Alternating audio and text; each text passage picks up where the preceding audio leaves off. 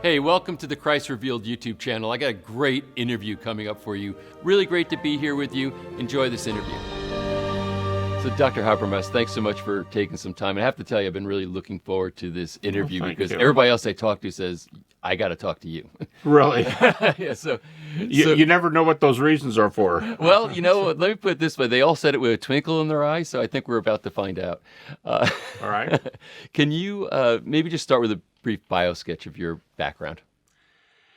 Well, I'm from Detroit, although I've lived in Virginia now for over 30 years.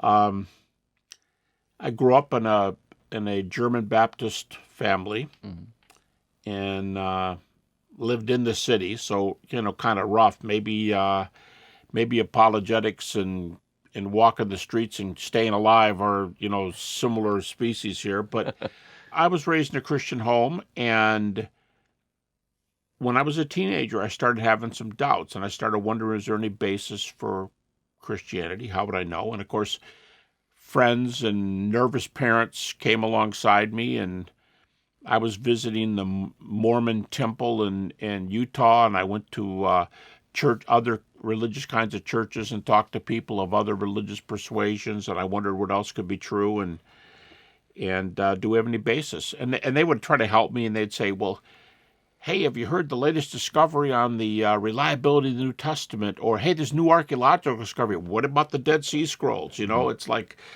and they wanted creation. Well, you got some good scientific evidence for creation.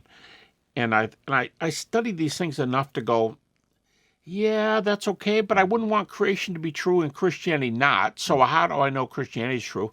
And one day, it occurred to me while doing some reading, because I was getting a very bad habit in those days of not doing my schoolwork, staying up late at night, reading some pretty sophisticated stuff to answer my own questions, getting to bed late, and to this day I do the same thing. But one day I was reading, and this text said, if Jesus has been raised from the dead, you could pretty much hang the Christian hat on the truth of the resurrection, because it's the, as I like to say, yellow brick road.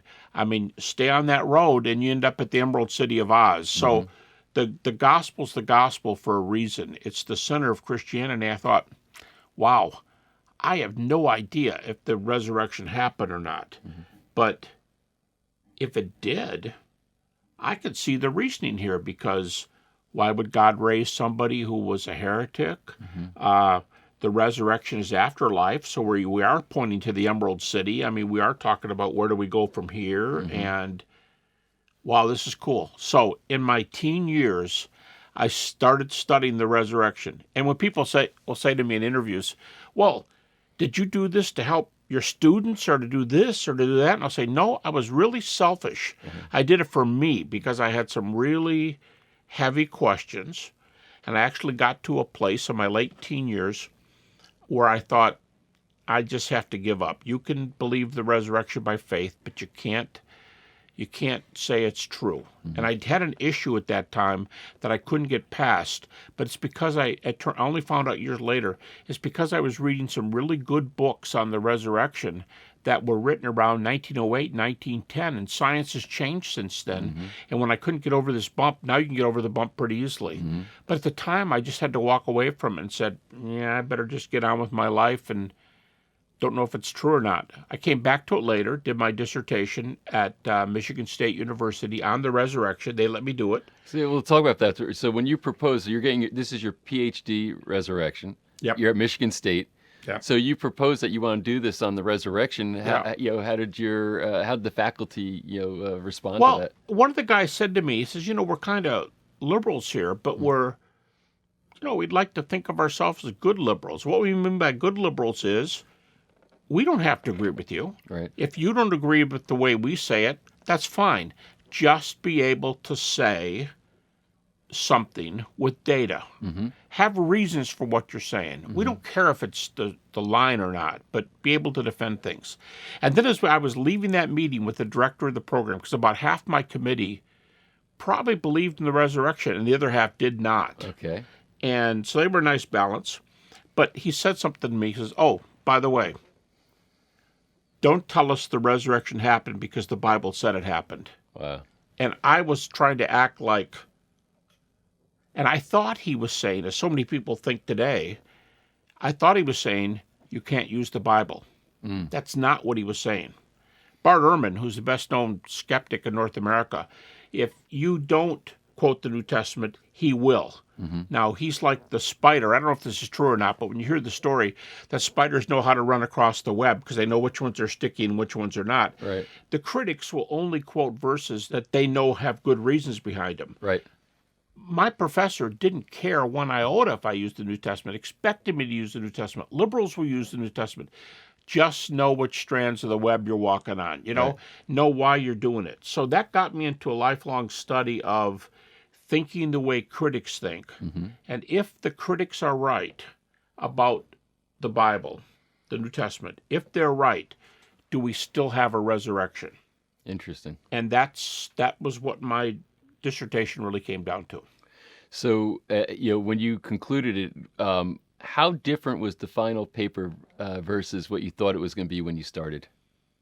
Actually, probably pretty close, because by that time I had already studied the event for about 6 years, more than that. And I will always remember I was pastoring before I finished my PhD. And I sat in my living room one night because I still had doubts about my faith, even though I never let on with my people that I had. I mean, all doubts are questions, and we all have questions. Sure. And I sat there, and one of the alternative theories against the resurrection bothered me. And I looked the other day, I just pulled this out of my file about 3 days ago. But I took a sheet of paper, and here's what I wrote on it in my living room. What would have to be false in order for this theory to be true? How many refutations do we have? And my point was, I hadn't even started writing my dissertation, but my point was, how many things do I know to be true from the New Testament critically, any one of which will refute this theory? Right. And I got all the way down the first page with like 25 reasons, flipped the page over, and I got to about 30 things that would have to be different. I thought, and I made a mental note that evening, I thought, that's the kind of critique I want. Something where I can handle, where I have so many comebacks against a critical theory that, as has happened in some debates, I'll start saying, well, yeah, but the problems with that theory, 1, 2, and I always tell my students, number them, because otherwise they'll think later, yeah, he gave me 3 or 4. He goes, excuse me, I gave you 9. Right. It's like, so I would count them, 1, 2, 3, 4, 5, 6, and sometimes the critic goes, okay, I'm good. And so that's kind of the way I started thinking. How many refutations do I have of this? And can we handle anything from any angle that comes at the resurrection? And if it's solid, whenever the New Testament defines the gospel, it always includes the deity, death, resurrection of Jesus. As long as deity, death, resurrection are solid, I don't have to know if I'm a Calvinist or an Arminian. I don't have to know how old the earth is. I don't have to know, am I dispensationalist or covenantal? I don't have to answer those questions. If the center's true, as I teasingly tell my grad students, I'll say, I might take a course on creation with Moses, or I might take a course on the resurrection with Paul. I'll answer those questions later, but let me make sure there's a yellow brick road, and let me make sure there's an Emerald City of Oz, and we're good to go. So, yeah, this is the core of it all. And what have you found to be the toughest, critique or objection to the resurrection? Someone's going to say I'm cocky, but I don't think there's any great comebacks. The one that probably caused me the most time, the response today goes something like this. According to my count, my head count, less than 25% of critics actually opt for naturalistic theories anymore. Naturalistic theory is, no, Jesus wasn't raised from the dead. What really happened was fill in the blank, and I don't care what you fill in the blank with. Okay, they're kind of gotten away from that in recent years. They go with what I call metacritiques, big ones that question the whole thing. And the one that's caused the most thinking is, yeah, you got some good reasons here. This is thoughtful, and I understand you're using my Bible. You're using the critic's Bible, and I appreciate you thinking like I think. But here's your problem. You're telling me that I have to believe in a whole nother world, and I don't believe in a whole nother world. I don't know how you have evidence for anything outside of this workaday world, this cement and trees and driving my car and go to work and back. That's the only world I know. So when you tell me, oh yeah, now I want to talk to you about the world of angels and miracles and where a son of God came to earth, I'm going, you've got some good data here, but something else must be true because I never see a world like that. That kind of comeback. And so that's a second cognate area I've started moving into. A lot of my friends will get around the objection by saying, well, have you ever heard this argument for God's existence? Because if there's an argument for God and his world is the real world and this is a creation, well then if there's another world, I have to be able to respond at another level. Or the one that I've chosen to work with the most is near-death experiences and afterlife. Because if there's an afterlife, then you can't criticize my effort to talk about the afterlife in the form of Jesus' resurrection.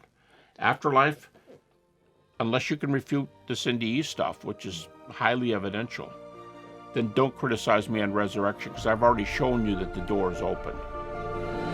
That's it for this particular interview. Thanks for joining me. Really excited to take this ongoing journey with you as we keep bringing more content. If you haven't already, you really should subscribe to this channel. There's a lot of phenomenal content coming down the road into the future that you'll want to know about. Leave a comment down here. I think people would love to hear from you, and then you can hear from them too. If you liked it, go ahead and give a like. It only takes half a second, and share this with people that you care about. The world needs more light in it right now. So thanks for being with me. Hope to connect with you again soon.